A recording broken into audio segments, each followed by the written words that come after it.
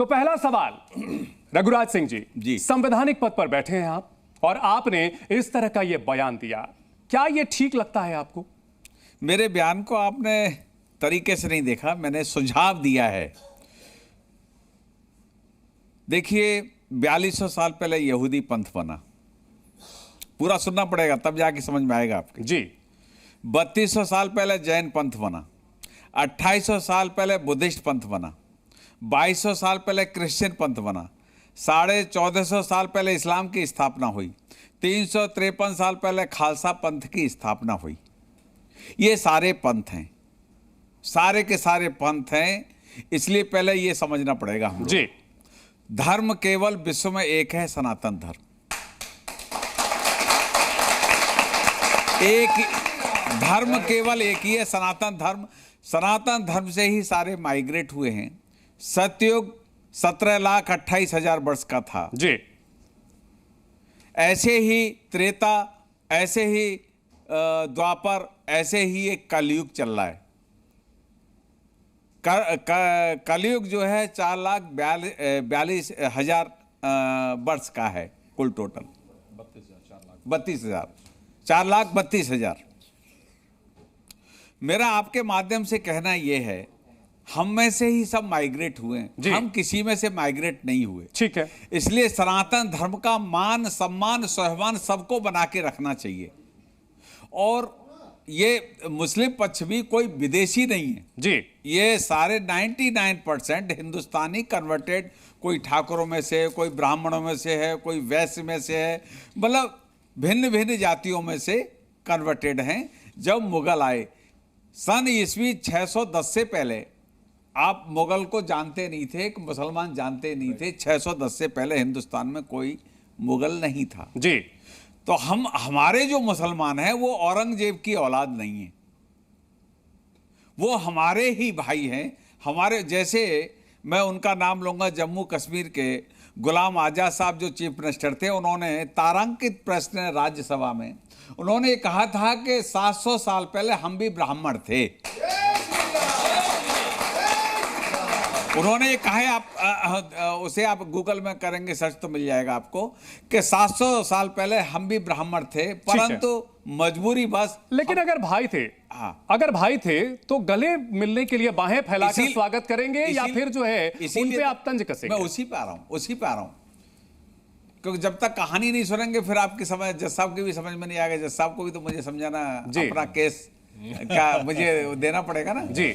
तो उन्होंने कहा कि 700 साल पहले हम भी ब्राह्मण परिवार से थे, लेकिन मुगलों ने, आक्रांताओं ने आए और हमारे ऊपर अत्याचार किया और हम लोग कन्वर्ट हो गए। लेकिन अब हम चूंकि 700 साल हो गए, हमारी कई पीढ़ी चली गई, तो अब हम मुस्लिम हैं। ठीक है, कोई आपत्ति नहीं हमको, क्योंकि हम अपने, मेरे भी मुस्लिम भाई दोस्त कई हैं, ऐसे नहीं है कि मैं उनके परिवार में भी जाता हूँ। परंतु हमारे यहाँ मुस्लिम यूनिवर्सिटी है, देश के 380 करोड़ सालाना भारत सरकार देती है। टैक्स पेयर, आप सबके जो भी टैक्स देता है उनके पैसे से यूनिवर्सिटी चलती है। नंबर 1 भी तो चल रही है। बनारस बहस के मुद्दे पर आएंगे सर, एक उस पर हम आएंगे, मुद्दे पर आएंगे। हम अरे सुन लीजिए सर, पहले सुनोगे नहीं तो ऐसे क्या समझ में आएगा? अरे मुसलमान भी तो टैक्स देते हैं। सुनिए ना, आम बहस से अलग है, कचहरी में सबको मौका मिलेगा, आपको भी अभियोग लगाने का मौका मिलेगा, आपको बिल्कुल अभियोग लगाने का मौका मिलेगा। आप बोलिए, मुद्दे पर रहेंगे। नहीं, कामरान मलिक साहब ऐसे बीच में नहीं करेंगे, आपको पर्याप्त मौका मिलेगा इसमें बात करने का। अपनी बात पूरी करें सर। सारा टैक्स पेयर, विश्व में सबसे सस्ती पढ़ाई है मुस्लिम यूनिवर्सिटी में जी।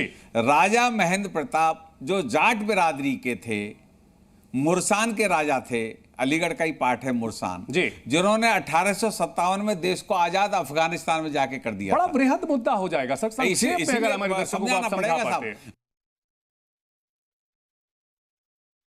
यार आप बोलिए नहीं, बोलते ज्यादा हो, ज्ञान है नहीं आपको, बोलिए, चुप बैठिए। हमें ज्ञान है, हमने पीएचडी कर रखी है। अरे बैठिए,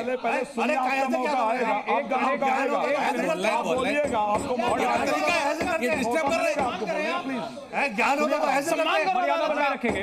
मर्यादा बनाए रखेंगे। अरे आपको कहना मर्यादा बनाए रखेंगे। जब आपको मौका मिलेगा, जब आपको मौका मिलेगा जब बोलिए।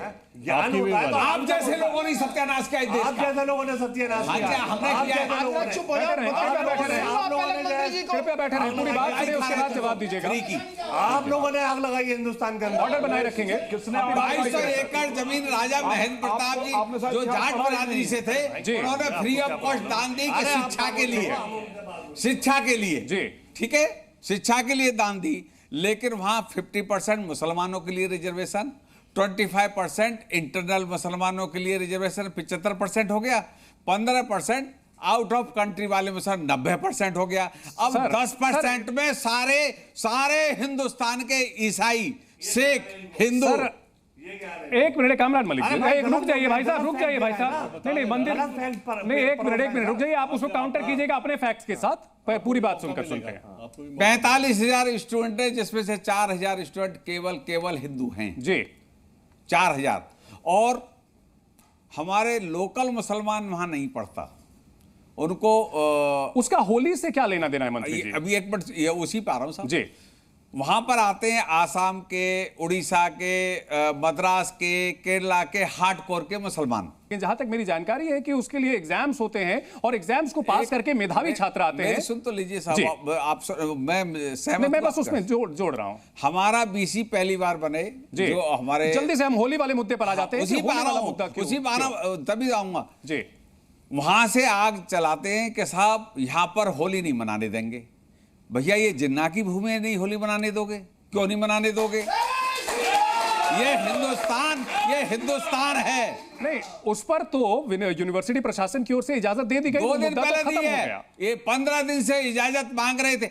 एक बात बताइए, हिंदुस्तान में होली के लिए इजाजत मांगनी पड़ेगी? ठीक है। ये मस्जिद आप बनाओगे, मंदिर क्यों नहीं बनाओगे? ठीक है, ऐसा हम कम्युनल नहीं है, कम्युनल ये है। और दूसरी बात मैं आपसे कहना चाहता हूं, आपके माध्यम से कहना चाहता हूं, आप बताइए, हम हिंदुस्तान में नहीं विश्व में कहीं भी मंदिर में किसी को जाने की इजाजत लेने की जरूरत नहीं है जी। किसी भी मंदिर में जा सकते हैं। आप मक्का मदीना में हमको क्यों नहीं अलाउ करते? ये बहुत सारे मुद्दे एक साथ घालमेल हो रहा है मंत्री जी। हमें कोई जवाब दे, बहुत सारी चीजें जो जवाब दे कोई है। और कम्युनल ये है कि हम कम्युनल नहीं है, कम्युनल वो लोग हैं जो हमको रोक रहे हैं। कामरान मलिक साहब, आप काउंटर कीजिए आप, और इसमें बताइए कि आपका वर्जन क्या है, बताइए।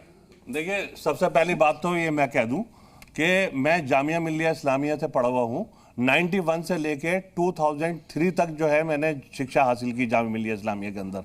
और मैंने जो है हर साल होली जो है बिल्कुल हर्षोल्लास के साथ में मनाई, अपने हिंदू भाइयों के साथ में मनाई जी। और मैं इस साल रमजान है तब भी मैं होली मनाऊंगा। और ना अलीगढ़ मुस्लिम यूनिवर्सिटी में तो रोका गया था। अलीगढ़ मुस्लिम यूनिवर्सिटी में तो रोका गया था। मैं बता रहा हूँ सर, आप पूरी बात करने दीजिए। ना जामिया मिल्लिया इस्लामिया के अंदर, ना अलीगढ़ मुस्लिम यूनिवर्सिटी के अंदर, ना तो प्रशासन, ना अच्छी मेंटालिटी। नहीं, मुस्लिम यूनिवर्सिटी, अलीगढ़ मुस्लिम यूनिवर्सिटी में छात्रों का यह कहना था कि पिछले बार उनको जो है मारा पीटा गया था। अखिल कौशल का यह बयान है, हमने चुना है।